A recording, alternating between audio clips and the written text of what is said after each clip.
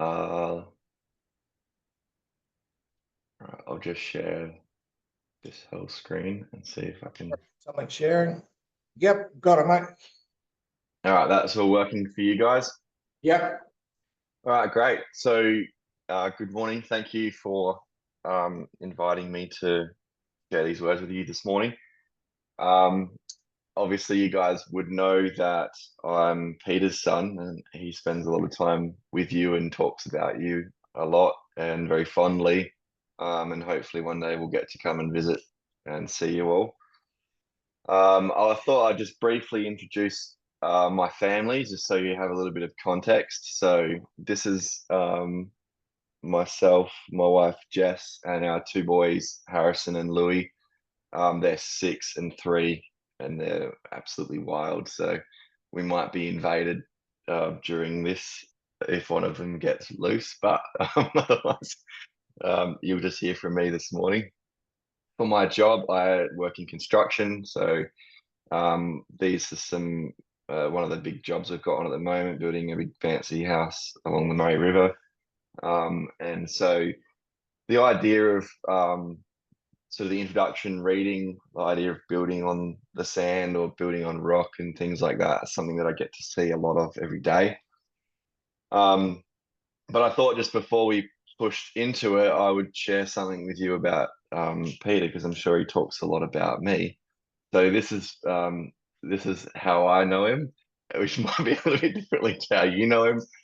And this is at his birthday party recently, where we dressed up like him in his fancy shirts and had to have a glass of wine the whole time because that's what we do.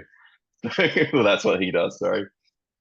So yeah, that's a little bit of dirt on Peter. So I'm sure this is being recorded and he can see it later and try and defend himself. But that's him.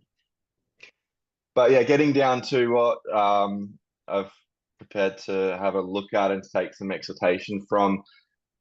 We've got this parable of building on the rock or building on the sand, and the wise man that chooses to build on the rock. And I like to sort of make it a little more extreme and talk about having a castle built on the sand, metaphorically, of course, in terms of um, our ecclesias or maybe even our personal relationships with God. We can sometimes create these mega mansions or these castles that are grounded on not a whole lot, and sometimes it can be based on things that are very visual and very observable to people around us, and look glamorous and important, and in reality, we don't have all that much depth to them. Whereas we're much better off dismantling these castles and using the stones from them to build strong foundations for something a little more modest, maybe, or a little less glamorous, maybe, and but something that will weather the storms of life. And what actually got me thinking about this was during the week I was cutting down a tree. And I'll show you a photo of what I ended up with. I'd cut the tree down, and we're talking a relatively big tree. It's a little way away in this picture, but visually it's bigger than what you can see in the screen. It's probably, more than half a meter in diameter. And after I'd cut it down, I'm trying to build a shed on this spot. So the stump needs to come out, and the root system needs to come out. And so what I did is I got my machine and dug down the sides of this trunk into the root system, and started cutting out all of the roots that are spreading out from this trunk. And what I observed is that it was very easy to get the roots that were shallow and were coming out the sides of the trunk. Not unimportant roots at all. They're still doing a very critical job, but they were very exposed and easy to access and easy to break through and weaken this tree. But the roots that were going deeper and straight down into the earth were far more significant, and were very, very hard to get out. And so This got me thinking about it. I thought, well, what do we do? Um, we've got these trees here, and we've got these roots, and we're having to trim them out, to cut around them, and sort of, I was really thinking about what this meant, and how this was applicable to how we establish ourselves and our lives and our trust. And this idea of the roots of our faith and the roots of our churches or our ecclesias, um, being very, very critical, and maybe we need to put more thought into, actively planning out where we put our roots down, and how much focus we give to certain aspects of our faith. And this quote in 1 Corinthians 3 was very applicable. According to the grace of God given to me, like a skilled master builder, I laid a foundation, and someone else is building upon it. Let each one take care how he builds upon it, for no one can lay a foundation other than that which is laid, which is Jesus Christ. And whilst we don't have the choice as to what the foundation will be because it is Jesus, we need to take care how we build upon the foundation that is Jesus. And we need to take care as to where we put our energy and where we put our efforts into these stability systems that we put around us and within us in our hearts, in terms of how we believe, how we express our faith and trust. And what I've done is I've broken it down into three aspects, and I think that these are very, very biblically based aspects for the different areas of how we build, and how we grow.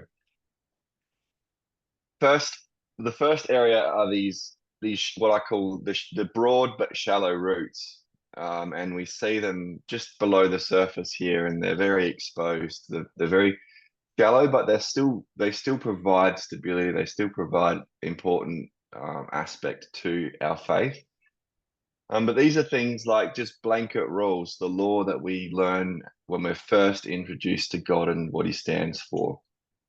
Things that we value, like attendance, it's something that's important, and we place a lot of encouragement on people to come along, and to be exposed. And these are things that, whilst they're not the core of everything, they still provide this basis of stability and function for us to integrate and to be strong.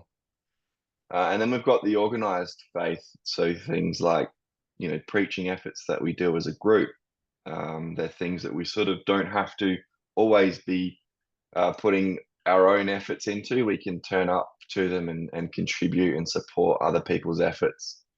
And I've called these the seen parts of our faith, or the seen parts of our structural system, and within our own hearts. These are things that people observe, but as you can see, they're on the surface. They're the things that are the first to be placed under stress when we might be weakened or challenged. And some of these things are shown in quotes, like Romans 2.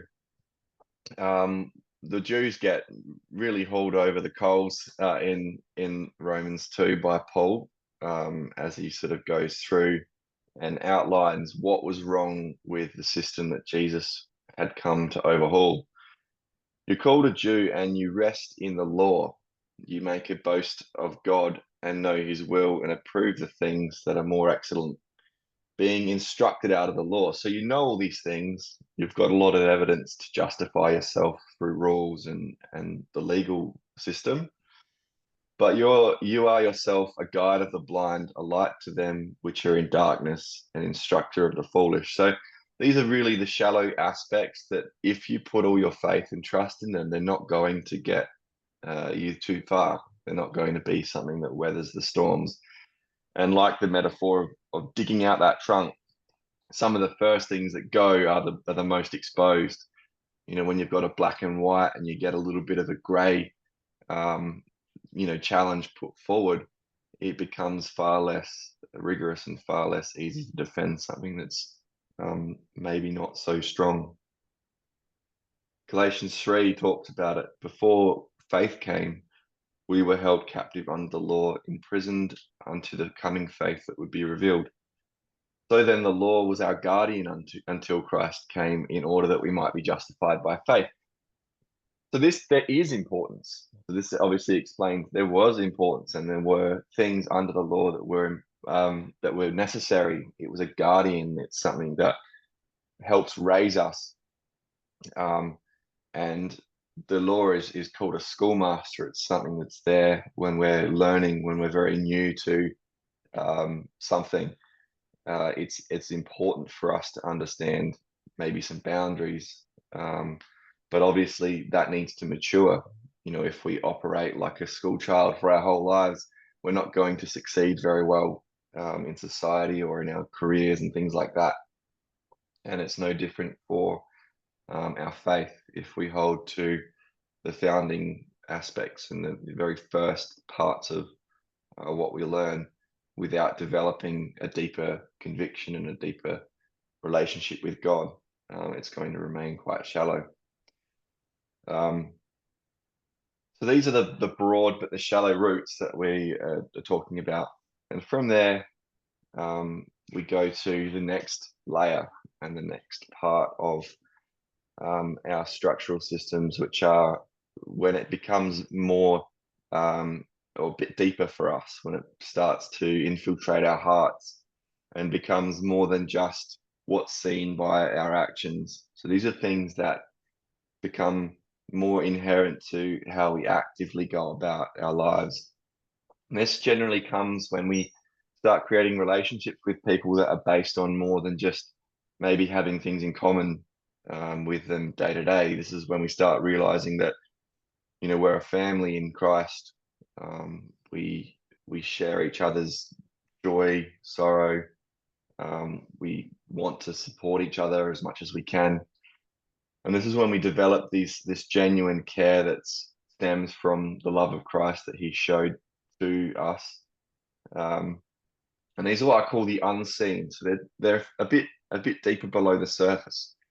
They're things that when we go out of our way spontaneously to do something because we feel that it's right, or we believe it to be right and to be what Jesus would have done if He was there. And great supporting quotes for these, the deep and the wide roots, carrying on from Paul's comments in Romans. He starts to go into more detail there, where he says, a true Jew is not one who is one outwardly, as in just purely physically following the rules and the processes, but the true Jew, which was what God intended always, was for one to be circumcised inwardly, to have the excess and the human side of ourselves removed, and for us to be more open to the Spirit, not in the letter or in the details of the law, who is supported by men and gets praise from men, but in the Spirit of Christ, which is of God. And then Hebrews 10 talks further on this. Let us consider how to provoke one another to love and good works. This is when we sit down and we think about more than just what can I do that other people will think I'm doing the right thing, but what can I do to encourage somebody else to see God in something that might be within their life, or a trial that they're going through. What can I do to help them see that there's more to this than just what's on the surface?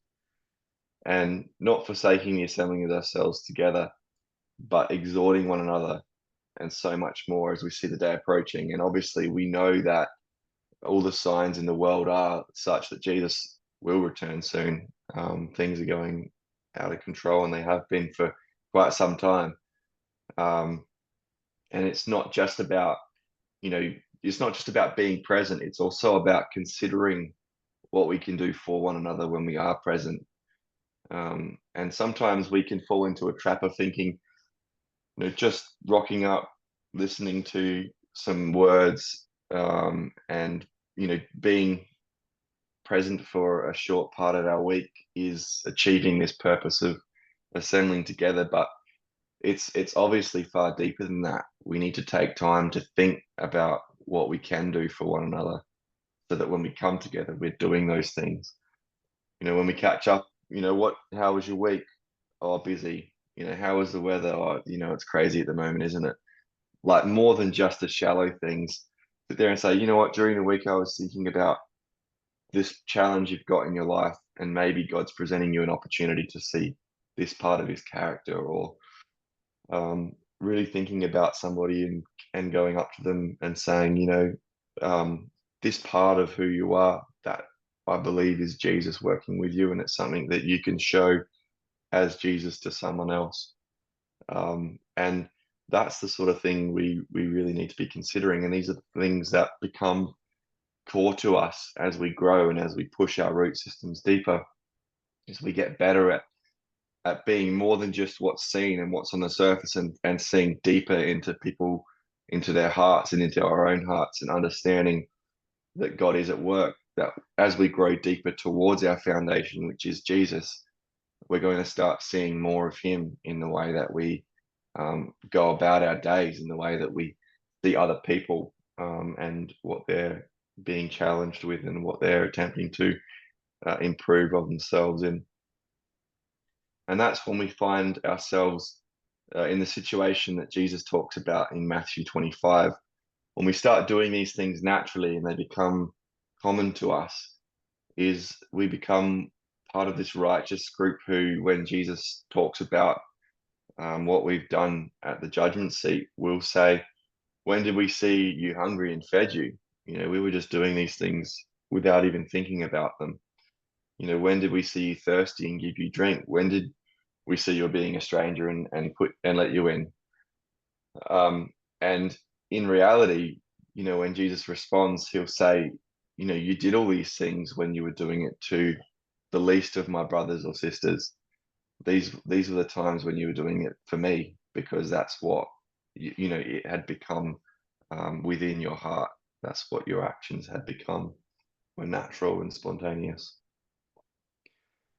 And then we come to the final part, which is the core root. So this is the very, very last thing that will go when it comes to trial and challenge, and that is this level of conviction. And I like to call it knowing God. And these are the roots that are challenged. And if you think about I don't know if any of you guys have ever grown things. I'm not a very good gardener. Probably the most success I've had is with lawn. I would like to say I'm pretty good at growing lawn. And one of the really important factors in growing lawn is that if you water it too frequently when it's first becoming established, the roots don't go very deep. They stay very shallow. And then if you miss a period of time, the lawn will actually die quite quickly. Whereas when it's first being established, if you water it very well and then give it time to come under a little bit of stress and then water again, the roots will push deeper. And then when they're left without for some time, it'll survive a little more for a little more time without that.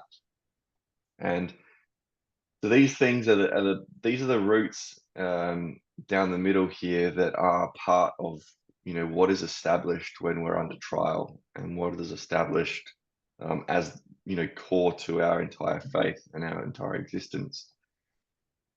And this is the part that really got me when I was digging the stump out, because that was the last bit that was left, and it was the only bit I couldn't cut from the top. It was the strongest bit. So whilst we're having all of the superficial and the medium depth roots really easily accessible and able to be cut up, this core system down the middle remained and presented a very big challenge to being removed. And these are what I call grounding roots. So these are the roots that, when Christ dwells in our hearts, we become rooted and grounded in love. We've got the strength to comprehend what's the breadth and length and depth and height, and to know the love of Christ that surpasses knowledge. It's more than just the rules and the law and the system.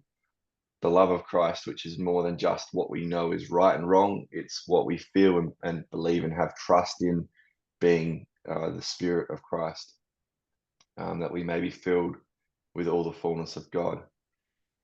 And First of Peter is where we've sort of, I've got the whole theme of these colors from the First of Peter, where it's, the testing of our faith is more precious than gold. That central root system, which is the gold and the tried and tested, the purity in us, is more precious than gold. It's inherently valuable to our structural stability. Whilst those other things out shallower are important, this core system down the middle is what's going to provide us the true strength under trial, when something's clawing at the surface and removing the things that aren't quite so solid and true. We're going to have that left to help us, and when all the others are gone, this is the one that we can continue to grow deeper and deeper and stronger. And this is when we have this identity where within our hearts, we know who we are. We know that we belong to God. We know that Jesus came, and whilst other things might be challenged or our understanding of things might be coming under question, within our hearts, we have this belief that despite everything else, God is there, that he did send Jesus. There is truth to his plan and purpose, and that we belong to him. And these are the things that will last and survive through any trial. It doesn't matter if friends betray us. These friends that are in these purple zones that we put a huge amount of effort into might do all sorts of things. We might go and ruin our own lives by poor choices, and everything that's seen and visual to everyone around us might be moldy and decayed and whatever. But as long as this core factor is there and we've put effort into growing it and paying attention to it, it will hold us and survive when we are in these times. And this is where it comes to the John 17, that this is life eternal. This is how we have that pure conviction that we know the only true God and Jesus Christ who he sent. This is how we develop that, is by paying attention and being careful where we put our time and our efforts into. And so this is the overarching image of this system. And like I said from the beginning, all aspects of this are important, but obviously the critical component is having this conviction, this knowing of God. Those elements on the surface, the things we learn, as under the schoolmaster or under the law, are important. They provide, an entry level to us having some level of stability while we're putting these deeper systems down. And obviously growing these things and making sure that when we do come under trial, we've got, what's substantial and what's going to get us through in the end. And so to conclude, I want to finish with John 15, and I love this image that I've got on the side. I don't know if the camera image is there, so I'm moving it around so that it's not in the way. But we are all in this, and we've all got our own root systems, that whether or not we're talking about ecclesially, where we are working together, or we're talking about individually, where we've got these other core aspects of our faith, we are all pushing so that our foundation is Christ. And John 15 has this beautiful analogy and metaphor where Jesus says, I am the true vine, and my Father is the vine dresser. Every branch in me that does not bear fruit, he takes away, and every branch that does bear fruit, he prunes or tests that it may bear more fruit. Already you are clean because of the word that I spoke to you. Abide in me, and I in you. As the branch cannot bear fruit by itself unless it abides in the vine, neither can you unless you abide in me. I am the vine, you are the branches. Whoever abides in me and I in him, he it is that bears much fruit. for apart from me, you can do nothing. And if this is the idea of building this big castle on the sand, without that foundation, it's nothing. If anyone does not abide in me, he is thrown away like a branch and withers, and the branches are gathered, thrown into the fire, and burned. If you abide in me, and my words abide in you, ask whatever you wish, and it will be done for you. By this my Father is glorified, that you bear much fruit, and often much fruit that we aren't even aware of when we become so used to doing it. Where did we get to? Yeah, you prove to be my disciples. As the Father has loved me, so have I loved you. Abide in my love. If you keep my commandments, you will abide in my love, just as I have kept my Father's commandments and abide in his love. These things I have spoken to you, that my joy may be in you, that your joy may be full. This is my commandment, that you love one another as I have loved you. And greater love has no one than this, that someone lay down his life for his friends. When our conviction is so core to us and so dominant in our structural system of our faith and our trust, those more superficial things like such as our life itself, when we realize that it can be given and taken, and God has this infinite power, and in reality, life itself is almost irrelevant to God when it comes to his immense power. We would be willing to do this for our friends. And you are my friends if you do what I command you.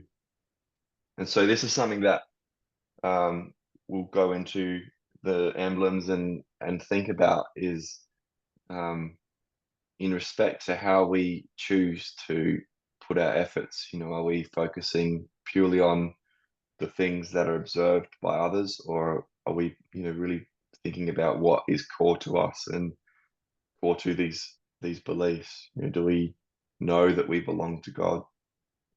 Do we know that Jesus is coming? Are they things that we need to put more effort into having inherent to us and getting that that really core structural root down a bit deeper? Um, so yeah, that's what I've got for us to think about this morning, and I hope it's been able to bring our minds to the opportunity now to remember Jesus and how he was a perfect example of doing this in his life.